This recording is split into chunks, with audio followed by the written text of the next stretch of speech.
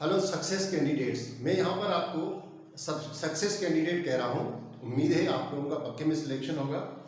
Chemistry का metal non metal का मैंने आपको पिछले वीडियो में physical property of non metal बताई। अब chemical property of non metal देख रहे हैं कौन कौन सी होती हैं। तो अपन सबसे पहले देखेंगे, पहले मैं मेटल की बताऊंगा फिर नॉन मेटल की। केमिकल प्रॉपर्टीज ऑफ मेटल्स की। Students, chemical property of metals मेरे ख्याल से आपको दिख रहा है। थोड़ा और नीचे लिख देता हूं मैं इसको।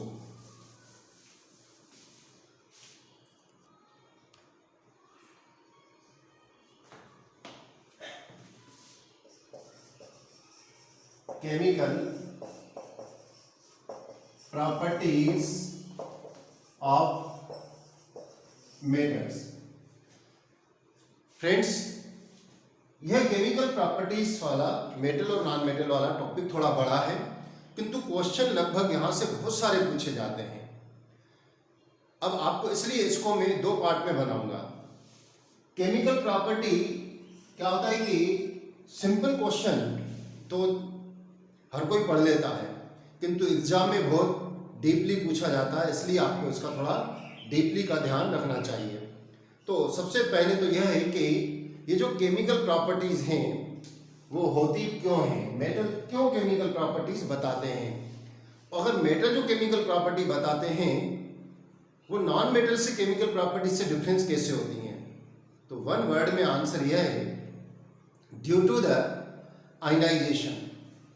यानी कि आयनाइजेशन, आयन बनने के कारण, कौन से आयन बनाते हैं, मेटल पॉजिटिव आयन बनाते हैं, इसके कारण वो केमिकल प्रॉपर्टी शो करते हैं। नॉन मेटल केमिकल प्रॉपर्टी भी शो करते हैं, वो भी क्यों, तो कि वो भी आयन बनाते हैं। डिफरेंस क्या होता है, एक पॉजिटिव आयन बनाता है यानी मेटल पॉजिटिव आयन बनाते हैं और नॉन मेटल नेगेटिव आयन बनाते हैं, इसलिए इनकी प्रॉपर्टी में भी डिफरेंस होता है। क्लियर।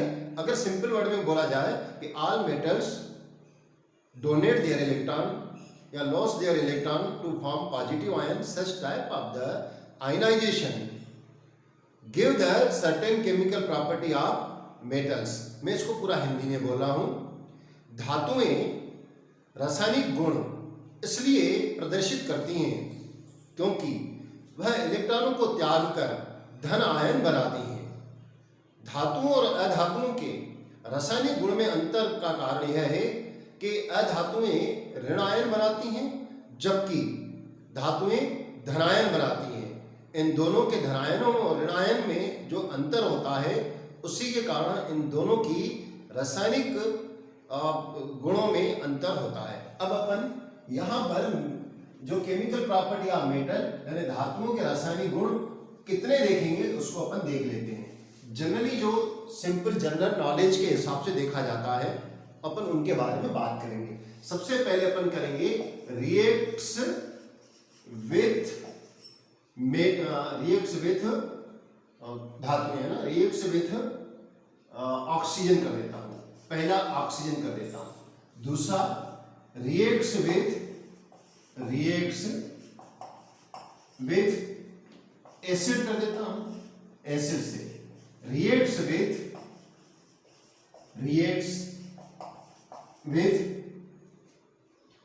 वाटर कर देते हैं, वाटर, और reacts with salt solution, salt के सॉल्यूशन से, और नेक्स्ट कर देते हैं रिएक्ट्स विथ हाइड्रोजन, और नेक्स्ट कर देता हूं रिएक्ट्स विथ क्लोरीन। इसको हिंदी में बोले जाता हूं। पहला धातुओं की अभिक्रिया ऑक्सीजन से, धातुओं की अभिक्रिया अम्लों से, धातुओं की अभिक्रिया जल से, धातुओं की अभिक्रिया लवण के सॉल्यूशन से, धातु की अभिक्रिया हाइड्रोजन से, धातु की अभिक्रिया क्लोरीन से। अब क्या होता है कि ये जो रिएक्शन क्लियर जो होती हैं इतने तरीके की अपन देखेंगे, मतलब 1 2 3 4 5 6 तरीके की अपन देखेंगे। इनकी अभिक्रिया में क्या क्या विशेषताएं होती हैं, तो सबसे पहले अपन रिएक्शन विद ऑक्सीजन को देख रहे हैं। मैं इसको रख कर रहा हूं, आप चाहें तो इसका स्क्रीनशॉट ले लें। इतने तरीके की आपके सिलेबस में अभिक्रियाएं होती हैं। जनरली ये 10th लेवल तक भी रहती हैं और जनरल नॉलेज में इतनी ही रहती हैं, जैसा कि मैंने स्टडी करके देखा। अब पहली है रिएक्शन विद ऑक्सीजन, ऑक्सीजन के साथ अभिक्रिया। दोस्तों, धातुओं की ऑक्सीजन के साथ अभिक्रिया करके ऑक्साइड बनाने की प्रवृत्ति होती है, यानी धात्विक ऑक्साइड बनाने की प्रवृत्ति होती है। मैं इसको कुछ यूं कर देता हूं, मैं लिख देता हूं मेटल, ये कोई भी मेटल है, ये ऑक्सीजन से रिएक्ट करेगा।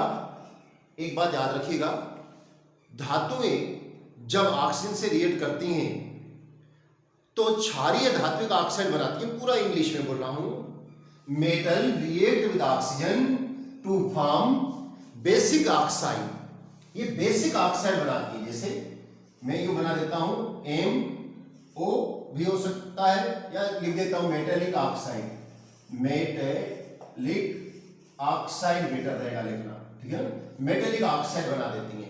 वो कौन सा होता है? ये बेसिक नेचर का होता है, बेसिक नेचर का होता है।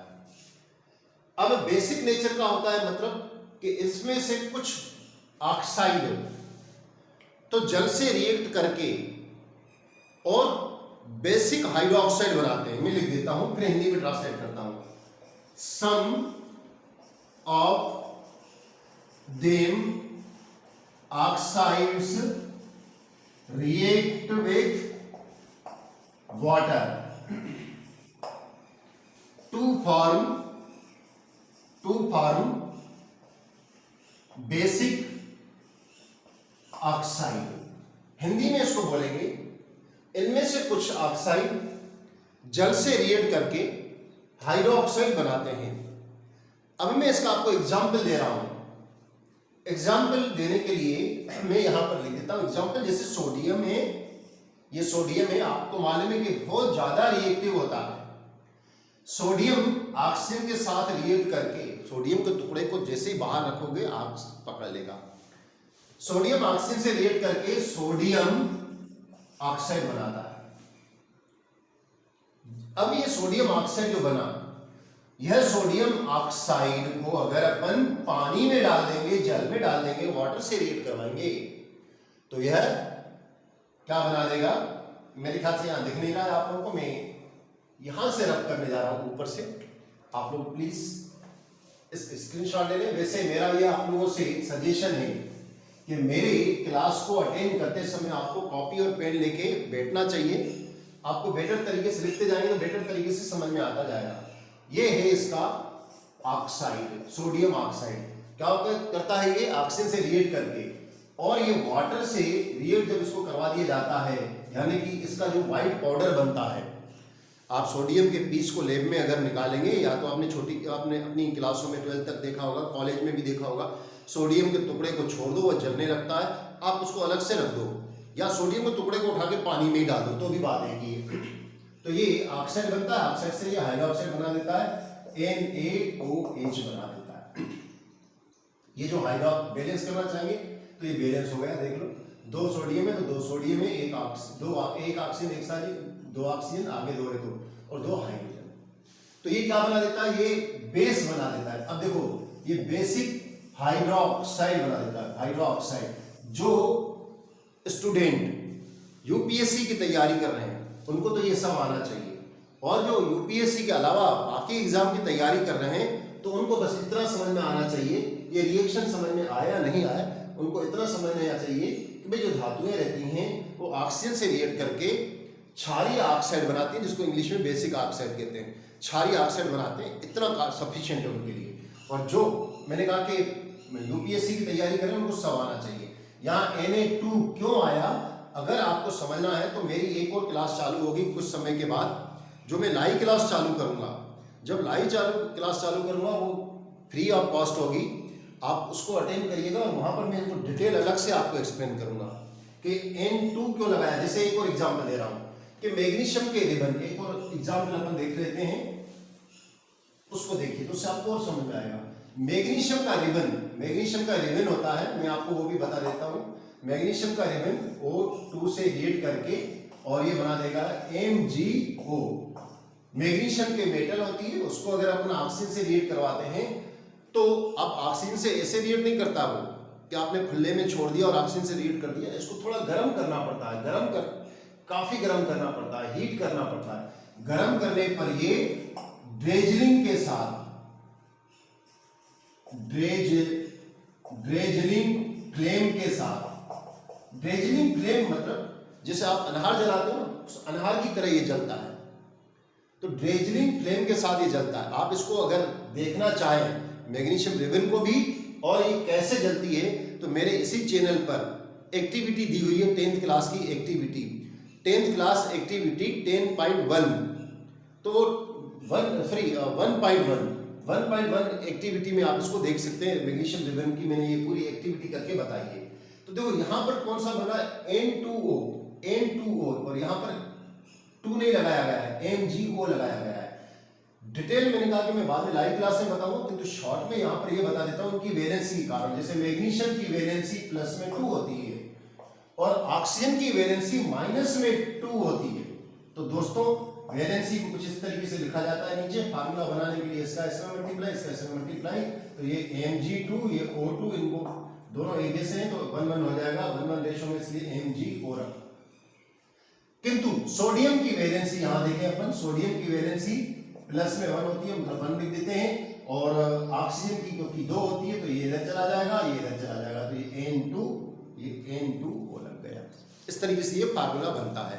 खैर अपन को फार्मूले से जरूरत नहीं है, जिनको 10th क्लास का अगर स्टूडेंट भी देख रहा है तो उसके लिए बहुत बेनिफिशियल है, क्योंकि उसके भी MCQs में क्वेश्चन कहीं से भी आ सकते हैं, ये डिटेल देख सकते हैं। फिलहाल तो मैं अपने माइंड में यह माइंड सेट करके चल रहा हूँ कि मैं यह यूपीएससी के और बाकी कॉम्पिटिटिव एग्जाम वालों के लिए ये वीडियो तैयार कर रहा हूँ, इसलिए मैं इस तरीके से लेके चल रहा हूँ। अब बात होती है, जैसे मैंने कहा मैग्नीशियम ऑक्साइड को भी ले लें, इसको भी अगर अपन पानी में वाटर में रिएक्ट करेंगे, याद रखिएगा मेटल का ऑक्साइड को जब पानी से रिएक्ट करवा दिया जाए, वाटर से रिएक्ट करवा दिया जाए तो क्या बनता है, बेस बनता है।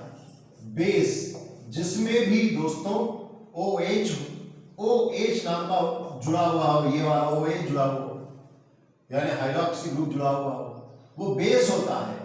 बेस यानी क्षारीय होता है, क्षारीय। परंतु याद रखिएगा ये मैं जो बोल रहा हूं ये केवल इन ऑर्गेनिक कंपाउंडों के लिए बोल रहा हूं। ऐसे तो आपको सर ये C2H5OH बहुत बढ़िया चीज होती है, तो ये तो बेस है क्या, ठीक है ना, क्योंकि ये बहुत सारी मेडिसिन में काम आती है, कहीं चोट लग जाती है उसको साफ करने के काम आती है, और दोस्तों ये वाइन में भी सबसे ज्यादा यूज की जाती है, जो कि सबसे बुरी बात के रूप में यूज होती है। खैर बुरा है अच्छा है उसमें नहीं जा रहा हूं, किंतु वाइन से हमेशा दूर रहना चाहिए, बात इतनी सी है। खैर ये जो है केमी लेबोरेटरी में ठीक है, तो ये OH यहां पर अगर लगा हुआ है तो वो बेस, ये बेस को शो करता है ना, बेस को शो नहीं करता है दोस्तों। क्यों? क्योंकि ये जो OH होता है वो यहाँ पर फंक्शनल ग्रुप के रूप में ऑर्गेनिक केमिस्ट्री में हम देखेंगे, यहाँ पर उसका काम कार्बन के साथ इसका काम अलग होता है, बाकी सभी धातुओं मेटल के साथ इसका एक ही रिश्ता होता है, एक ही, और वो होता है बेस का रिश्ता होता है। बेस यानी क्षारीय रिश्ता होता है सभी धातुओं के साथ, किंतु कार्बन के साथ इसका हाइड्रोक्साइड का रिश्ता है। तो इस तरीके से अपन देखें, कुछ सिलिकॉन वगैरह भी है, मेटलॉइड है, वहां पर भी ये थोड़ा बहुत अलग फंक्शन बता रहा होता है, क्योंकि लगभग ये बेसिक कैरेक्टर को शो कर रहा होता है बाकी सारे मेटल्स के साथ। तो ये जितने भी मेटल है दोस्तों वो ऑक्सीजन से रिएक्ट करके ऑक्साइड बनाते हैं, मेटेलिक ऑक्साइड बनाते हैं। उन मेटल ऑक्साइड को अगर अपन जल से रिएक्शन करवाएंगे, वाटर से रिएक्ट करवाएंगे तो हाइड्रोक्साइड बनाते हैं, जो कि बेसिक नेचर का होता है। अब इनकी रिएक्टिविटी क्या सेम होती है? अगर ऐसा है तो भैया मैंने क्या करा, सिल्वर ले आया और मैंने कहा कि यार ये सिल्वर को बाहर छोड़ दूंगा, ऑक्सीजन से रिएक्ट कर लेगा और AgO बना देगा, AgO बना देगा। नहीं बनाएगा। आप कहें हम इसको सर गर्म कर दें, नहीं बनाएगा, क्योंकि गोल्ड AU जिसका मैंने आपको नाम बताया था, अर्जेंटेनम से ये लिया गया था। गोल्ड को अपन AU से बताते हैं, पहले बता चुका हूं वीडियो में। AU यानी औरम होता है, औरम से लिया गया है, औरम से, इसका मीनिंग होता है गोल्ड। तो गोल्ड की रिएक्शन भी ऑक्सीजन से नहीं होती है, इसीलिए बहनें पहन के घूम रही होती है गोल्ड की ज्वेलरी। तो दोस्तों ये रिएक्ट नहीं करते। तो रिएक्टिविटी अलग अलग होती है। कैसे? रिएक्टिविटी की सीरीज अपन देख लेते हैं। एक शॉर्ट में बता देता हूं कि के ना का म ल जी फे सन, यहां तक। अब मैंने तो अपने हिसाब से शॉर्ट फॉर्म बना लिया याद रखने के लिए, के ना का मल जी फेसन पब, इतने मुझे याद है। वैसे तो बहुत बड़ी सीरीज होती है। उसके बाद आता है हाइड्रोजन। दोस्तों हाइड्रोजन की रिएक्टिविटी को 0 मान के ऊपर से नीचे आने पर इनकी रिएक्टिविटी कैसे होती है? घटती जाती है। रिएक्टिविटी यानी ऊपर वाले हाई रिएक्टिव और यहां पर इंक्रीज होती जाती है। इंक्रीजेस, सही तरीके से लिख दूं, इंक्रीजेस, ये इंक्रीज होती जाती है, रिएक्टिविटी इंक्रीज हो जाती है और रिएक्टिविटी डाउन हो जाती है नीचे आने पर। हाइड्रोजन के बाद जिनका नंबर आता है, यहां दिख नहीं रहा, मैं कैमरे को पूरा नीचे कर दूंगा। हाइड्रोजन के बाद आता है कॉपर का, फिर आता है मरकरी का, फिर आता है सिल्वर का और फिर आता है गोल्ड का। तो ये है एक्टिविटी सीरीज। आप चाहें तो इसका एक्टिविटी सीरीज का तुरंत स्क्रीनशॉट ले लें, क्योंकि मैं रब करूंगा, इतना कैमरा नीचे नहीं रखूंगा मैं। ये एक्टिविटी सीरीज अब थोड़ा शॉर्ट में पहले बता दूं दोस्तों, ये जो एक्टिविटी सीरीज है ये बताती है कि कौन सी मेटल की कितनी ज्यादा रिएक्टिविटी, क्रियाशीलता उनकी क्या है। इसको कहते हैं अभिक्रिया श्रेणी। तो इनकी रिएक्टिविटी सीरीज के नाम से जाना जाता है। जैसे पोटेशियम है, वो इससे सोडियम से ज्यादा रिएक्ट कर लेगा, और दूसरा सोडियम है, ये भी बहुत रिएक्टिव है। कैल्शियम भी रिएक्टिव है, कम होती जाएगी, धीरे धीरे कम होती चली जाएगी, ये रिएक्टिविटी है। तो ऑक्सीजन के साथ ही नहीं, ये इनकी क्रियाशीलता है मेटल्स की। अब एक रिएक्टिविटी सीरीज में मैं आगे जब सॉल्ट सॉल्यूशन बताऊंगा उसमें इस सीरीज को वापस रिपीट करूंगा। तो इनकी रिएक्टिविटी की सीरीज यह है, मैं रख करने जा रहा हूं। रिएक्टिविटी सीरीज के अकॉर्डिंग ये रिएक्ट करते हैं। मैं इसको रख कर रहा हूं। कैसे होती है? तो ये देखिए, जैसे सोडियम के बारे में बात की गई, सोडियम तुरंत रिएक्ट करके एकदम भैया आपने इसको ऑक्सीजन बाहर रख दिया, आग पकड़ लेगा। इसलिए इसको केरोसिन में मर्ज करके रखा जाता है या वैक्स में रखा जाता है। किसको? सोडियम को। ऊपर लिख दिया जाना शायद, ये सोडियम जो है ये तुरंत ऑक्सीजन से रिएक्ट करके सोडियम ऑक्साइड बना देता है, और इसको इसलिए सुरक्षित रखने के लिए मर्ज करके डुबो के केरोसिन में रखा जाता है। अगर नहीं रखा जाएगा तो एक्सीडेंट होने के पूरे चांसेस होते हैं, आग लग सकती है। Magnesium oxide. अब मैग्नीशियम क्या होता है? अगर मैंने आपको बताया, मेरी इसी चैनल पर 10 क्लास का 1.1 एक्टिविटी दी गई है, उसमें मैंने इसको किया है। तो उसमें मैग्नीशियम रिबन को पहले क्या, मैग्नीशियम की रिबन को पहले उसको रब करके फिर अपन इसको आग में ले जाते हैं, बर्नर पे इसको जलाते हैं। थोड़ा इसका अपने इग्निशन टेम्परेचर को प्राप्त करने के बाद ये जलने लगती है, यानी ये इसको पहले गर्म करना पड़ता है तब ये जलती है। और भैया ऑक्सीजन तो इससे रिएक्ट करती है, परंतु यहाँ पर भी बहुत स्लो रिएक्ट करती है। तो इनकी रिएक्टिविटी अलग अलग होती है, इतनी आसानी से रिएक्ट नहीं करते, बहुत स्लो रिएक्शन होती है। कॉपर के साथ और आयरन के साथ इस तरीके से अपन देख सकते हैं कम रिएक्टिविटी शो कर रहे होते हैं। यहाँ तक क्लियर हुआ। अब मैं आपको एक और बात बताने जा रहा हूँ। मैग्नीशियम के बाद मैं आपको 2 बातें और बताने जा रहा हूँ। एक तो क्या होता है कि एल्युमिनियम के लिए, एल्युमिनियम और जिंक के बारे में बात कर रहा हूँ। एल्युमिनियम और जिंक दोस्तों, ये जो मेटल है, मेटल के ऑक्साइड ऑक्सीजन से रिएक्ट करके बेसिक ऑक्साइड बनाते हैं। किंतु कुछ ऐसे भी मेटल होते हैं जो ऑक्सीजन से रिएक्ट करके बेसिक ऑक्साइड के साथ साथ एसिडिक ऑक्साइड भी बनाते हैं, यानी क्षारीय ऑक्साइड के साथ साथ अम्लीय ऑक्साइड भी बनाते हैं।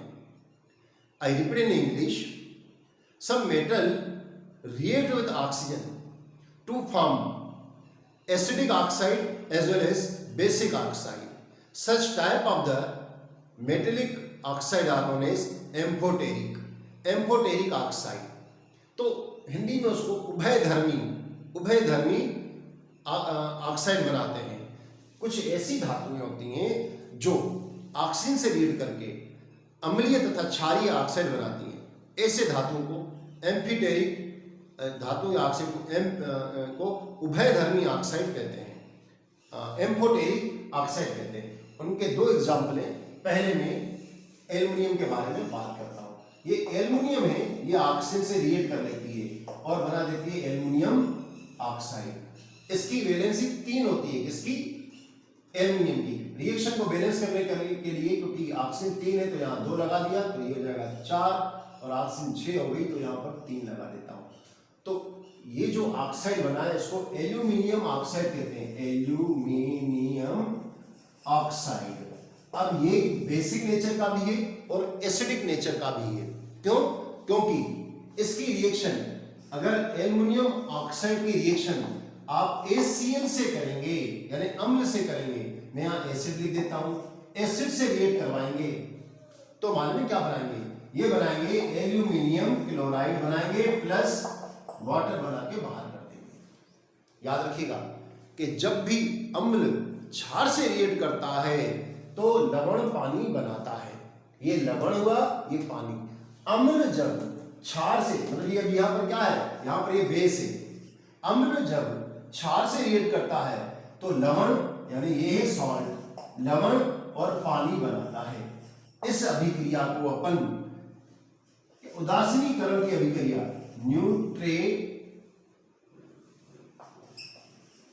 न्यूट्रलाइजेशन, यानी कि उदासीकरण की अभिक्रिया कहते हैं। उदासीकरण की अभिक्रिया कहते हैं। अम्ल जब क्षार से रिएक्ट करता है तो साल्ट और पानी बनाता है। इंग्लिश में when acid react with base to form salt and water, such type of the reaction is known as neutralization reaction. तो यहाँ पर आपने देखा कि यहाँ पर ये बेस का काम कर रहा है, एसिड के साथ रिएक्ट करा तो एल्युमिनियम क्लोराइड बनाया जो कि सॉल्ट है और वाटर जल बनाया। अब इसी एल्युमिनियम ऑक्साइड की रिएक्शन अपन किससे कर रहे हैं? एल्युमिनियम ऑक्साइड की रिएक्शन अपन बेस से कर रहे हैं, जैसे सोडियम हाइड्रोक्साइड। ये सोडियम हाइड्रोक्साइड और पोटेशियम हाइड्रोक्साइड ये बहुत स्ट्रॉन्ग क्षार होते हैं, बेस होते हैं, है ना? प्रबल क्षार होते हैं। कौन? Sodium hydroxide. इस सोडियम हाइड्रोक्साइड का नाम एक और है। इस सोडियम हाइड्रोक्साइड को, जो कि क्षार है, इसको बोला जाता है सोडा ऐश। सोडा ऐश के नाम से भी बोला जाता है, नहीं सोडा ऐश। और दूसरे को पोटेशियम, तो पोटाश KOH को पोटाश बोला जाता है, ठीक है ना? पोटाश, इसको सोडा ऐश, इसको पोटाश, तो पोटाश बोला जाता है इसको, KOH को। तो यार आप इसको ध्यान रखिएगा। खैर, ये रिएक्ट करेंगे और क्या बनेंगे? ये बना देंगे, इससे रिएक्ट करेगा तो बनाएगा। अच्छा, एक बार और थोड़ा, इसका नाम सोडा ऐश के बजाय सोडा ऐश नहीं बोलना चाहिए। सोडा ऐश का फार्मूला मैं लिख देता हूँ, सॉरी टू से, Na2CO3, इसको सोडा ऐश बोलते हैं। Na2CO3 को सोडा ऐश, ऊपर दिख रहा? नहीं दिख रहा। Soda ash, Na2CO3 soda ash. और इसको कास्टिक सोडा, इसको बोला जाता है कॉस्टिक सोडा। Caustic soda. दोस्तों, ये जो है कास्टिक सोडा है। NaOH को कास्टिक सोडा और Na2CO3 को सोडा ऐश और KOH को पोटाश, ठीक है ना? तो पोटाश बोला जाता है। तो इस तरीके से अपन को ध्यान रखना है, प्लास्टिक सोडा और पोटाश सोडा में रख करना उसको। तो इससे रिएक्ट करेगा तो ये बना देता है NaAlO2 प्लस H2। यहां पर जो ये बनाया है किससे रिएक्ट कर रहा है, ये बेस है और ये यहां पर ये सॉल्ट है। इस सॉल्ट का नाम है सोडियम एल्यूमिनेट। सोडियम एल्यूमिनेट ये सॉल्ट है और ये क्या है, बेस है। तो यहां पर ये क्या काम करेंगे, ये एसिड का। तो आप यहां देख रहे हो पहले केस में ये बेस का काम करिए, दूसरे केस में ये एसिड का काम करिए। तो इस तरीके से इनके ऑक्साइड कैसे कहलाएंगे, एम्फोटेरिक ऑक्साइड कहलाएंगे, एम्फोटेरिक ऑक्साइड। यहां ध्यान रखना है कि सोडियम ऑक्साइड जब कास्टिक सोडा के साथ या सोडियम हाइड्रोक्साइड के साथ रिएक्ट करेगी तो सोडियम एल्यूमिनेट बनाएगी। सोडियम एल्यूमिनेट का फार्मूला है ये। तो इस तरीके से अपन ने इनको अपन क्या कहेंगे, इनके ऑक्साइड को अपन, एल्युमिनियम के ऑक्साइड को अपन क्या बोलेंगे, एम्फोटेरिक यानी उभयधर्मी ऑक्साइड। आप चाहें तो इसका स्क्रीनशॉट ले लें। मैं इसके बाद जिंक का भी आपको बता रहा हूं। जिंक क्या करता है, जैसे ये Zn है और ये ऑक्सीजन से रिएक्ट करके जिंक ऑक्साइड बनाता है, ZnO बनाता है। बैलेंस कर देते हैं इक्वेशन को, आगे 2 लगा दिया, आगे 2 लगा दिया, ये जिंक ऑक्साइड बना। दोस्तों ये जिंक ऑक्साइड भी कैसा होता है, ये भी बेसिक और एसिड दोनों नेचर का होता है। मतलब इसको भी अपन एम्फोटेरिक कहते हैं। कैसे, जैसे ये जिंक ऑक्साइड है और ये HCl से रिएक्ट करेगा तो बना देता है zinc chloride plus H2। First case में इसके आगे मैं 2 लगा दूं तो नहीं, 2 इसके आगे लगाने की जरूरत नहीं है, इसके आगे 2 लगा दूं, 2H2 हो जाएगा और Cl2 होगा, बैलेंस हो गई इक्वेशन। तो ये जिंक क्लोराइड होता है, ये सॉल्ट होता है, जिंक क्लोराइड सॉल्ट, और ये वाटर है। इस केस में इसने क्या काम किया, बेस का काम किया, और ये क्या है, एसिड है। अब दूसरे केस में देखिए, जिंक ऑक्साइड है और इसकी रिएक्शन अपन ने सोडियम हाइड्रोक्साइड के साथ करवाई। जब सोडियम हाइड्रोक्साइड के साथ इसकी रिएक्शन करवाते हैं तो दोस्तों यह बनाता है सोडियम जिंकेट। तो पहले मैं इसको यूं बना दूं, Na2O ZnO। तो इसको बोला जाता है sodium zincate, sodium zincate, Na2O2 sodium zincate और प्लस H2O। तो इस तरीके से हम देखते हैं इस रिएक्शन में कि ये दोनों, यहां पर ये एसिड का काम कर रहा है और ये बेस है, तो ये भी एम्फोटेरिक कहलाते हैं। आप चाहें तो इसका भी स्क्रीनशॉट ले लें। अब मैंने आपको बताया कि अगर आप यूपीएससी का एग्जाम नहीं दे रहे हैं और वो भी अगर स्टेट लेवल का दे रहे हैं तो भी आपको इनमें इतनी ज्यादा डिटेल की जरूरत नहीं है। आपको बस ये याद रखना है कि जिंक ऑक्साइड तो ऑप्शन में आ जाएगा कि एसिड नेचर का है, बेसिक नेचर का है, एम्फोटेरिक है, नन ऑफ दीज है। इस तरीके से बता आ सकता है आपको, तो वहां आपको याद रखना है। ये भले रिएक्शन याद मत रखिए, और अगर आपको आईएएस का एग्जाम देना है, आईपीएससी का एग्जाम देना है तो भैया फिर तो डिटेल में आपको चलना पड़ेगा। और उसके लिए मैंने आपको बताया मैं केमिस्ट्री पूरी सिखा दूंगा आपको, किंतु थोड़ा सा मेरा ये चैनल चल जाएगा। आप लोग अगर इसको अधिक से अधिक शेयर करिए, चल जाएगा तो फ्री लाइव क्लास चलेगी, उसमें अपन को अच्छी तरह डिस्कस करेंगे। मैं इसको रख करने जा रहा हूँ। अब इस ऑक्साइड की रिएक्शन, मैंने कहा कि केमिकल प्रॉपर्टी थोड़ी लंबी है कि 2 लेक्चर में खत्म होगी। ऑक्सीजन के साथ रिएक्शन थोड़ा लंबा रहता है, लेक्चर लंबा रहता है, बाकी के सिंपल अपन करते हुए चलेंगे। अब क्या होता है, एक वर्ड यूज होता है एनोडाइजिंग, कहीं पर ये एस लगा रहता है, चलेगा, है ना। एस जो रहता है वो अमेरिकन लैंग्वेज में रहता है एनोडाइजिंग, ऐसा भी लिखा मिलेगा आपको, एनोडाइजिंग, बात एक ही है। तो एनोडाइजिंग किससे कहते हैं दोस्तों, दो बातें बोल रहा हूं, एक एनोडाइजिंग और एक गेलवेनाइजेशन। गेलवेनाइजेशन,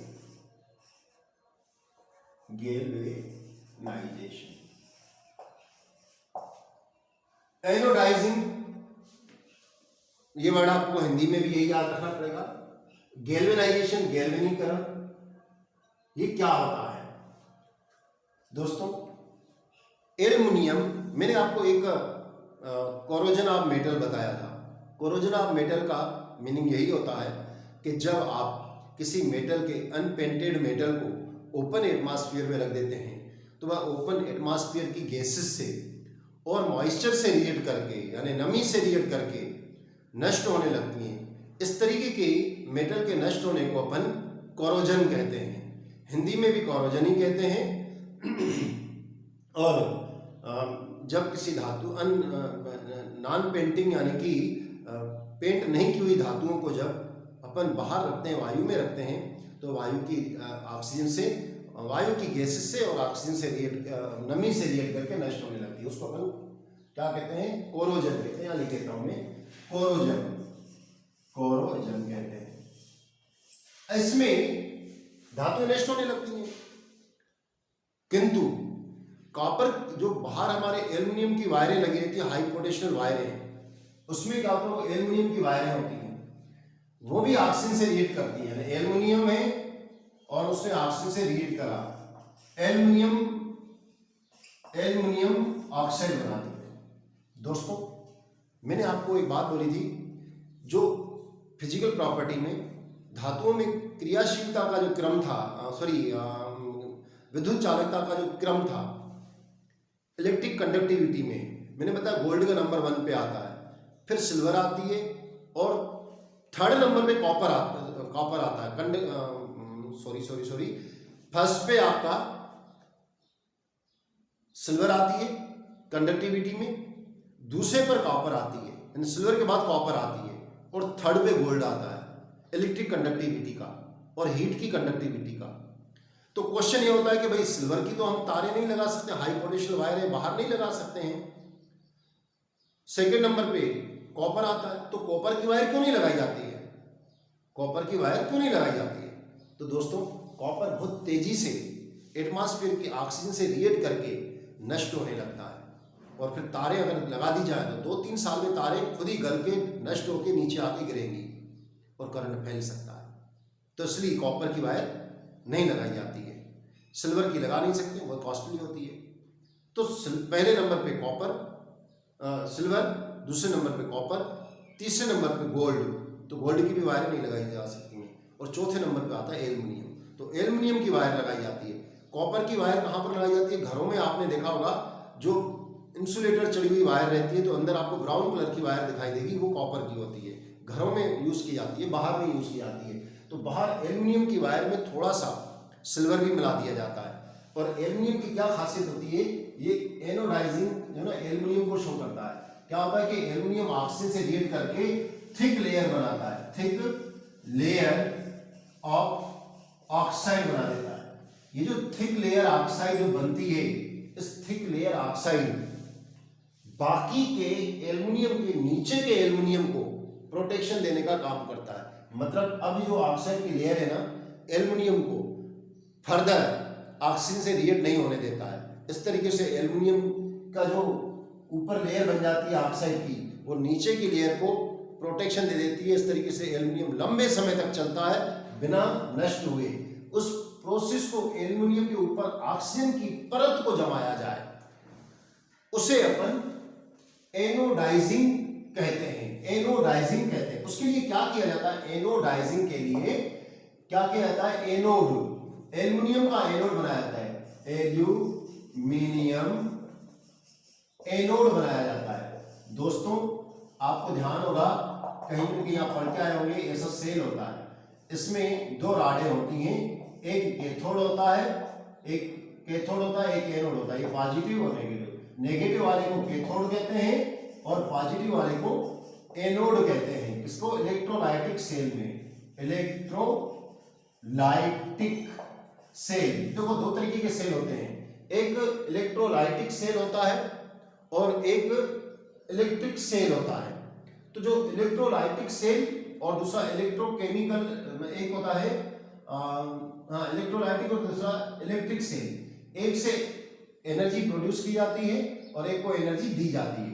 तो इस इलेक्ट्रोलाइटिक सेल में क्या किया जाता है, जो एनोड रहता है वो पॉजिटिव रहता है, इसको पॉजिटिव वाला अपन एल्युमिनियम का पॉजिटिव बना देते हैं, एल्यूमिनियम का, जिसको अपन एनोड होता है, इसको एनोड को पॉजिटिव। और कैथोड के लिए इसमें कोई दूसरी रॉड नहीं डाली जाती है, बस इसके जो ये जो रहता कंटेनर, इसी को नेगेटिव के रूप में लेकर और इसमें H2SO4 डाला जाता है, H2SO4 डाला जाता है। तो इसमें से इस H2SO4 से ऑक्सीजन आके इसके ऊपर जमने लगती है। तो ऑक्सीजन की H2SO4 टूटकर SO4 कैसे टूटता है, कुछ यूं टूटता है। H2SO4 जैसे ही इनको इलेक्ट्रिक बैटरी से कनेक्ट कर दिया जाता है, यहाँ से और यहाँ से, और ये अपन मान लेते हैं कि ये सेल है, ये पॉजिटिव चार्ज और ये नेगेटिव चार्ज, सेल से जोड़ दिया।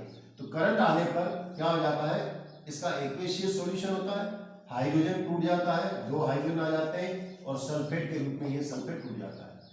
फिर ये जो 2 हाइड्रोजन है इसकी एक ऑक्सीजन के साथ रिएक्ट कर लेता है और बना देता है H2O, और बाकी बचता है सल्फर ट्राइस, इसको बैलेंस कर देंगे अपन तो सल्फर डाइऑक्साइड बनता है और एक ऑक्सीजन निकलती है। ये जो एक ऑक्सीजन निकलती है, ये जो एक ऑक्सीजन निकलती है वो इसके ऊपर जमा होती हुई चली जाती है, इसके ऊपर, इसके एल्युमिनियम के ऊपर। इस तरीके से एल्युमिनियम की रॉड के ऊपर थिक लेयर ऑफ ऑक्सीजन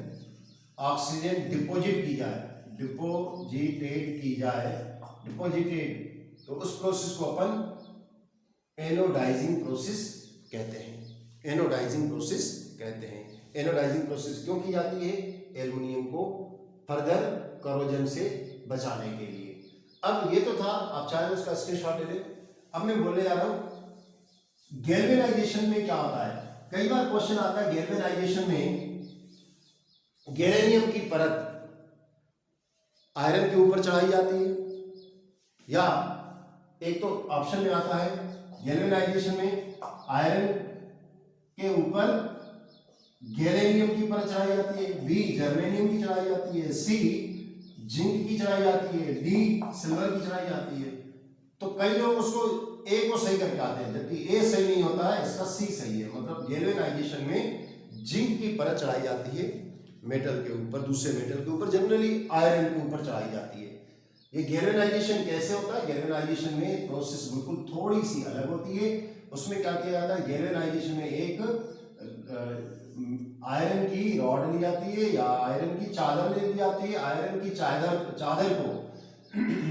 क्या बनाया जाता है, नेगेटिव बनाया जाता है, और जिंक की प्लेट को पॉजिटिव बना दिया जाता है, और इसके अंदर जो सॉल्यूशन भरा जाता है वो जिंक सल्फेट भरा जाता है, जिंक सल्फेट का सॉल्यूशन भरा जाता है। तो इस प्रोसेस को गैल्वेनाइजेशन कहते हैं। तो यह था ऑक्सीजन के साथ इनकी रिएक्टिविटी के बारे में मैंने आपको बताया। तो दोस्तों, यह मैंने इसकी दूसरे पार्ट में आपको इसकी बाकी केमिकल प्रॉपर्टी एक साथ में एक्सप्लेन कर दूंगा, क्योंकि ऑक्सीजन वाला पार्ट थोड़ा लेंथी था, इसलिए इसी वीडियो में मुझे खत्म करना था। आपको पसंद आया तो कमेंट जरूर करिएगा, और मुझे मोटिवेशन करने के लिए इसको बहुत से अधिक शेयर करिएगा, ताकि मैं आपको और अच्छी क्वालिटी दे सकूं। Thank you.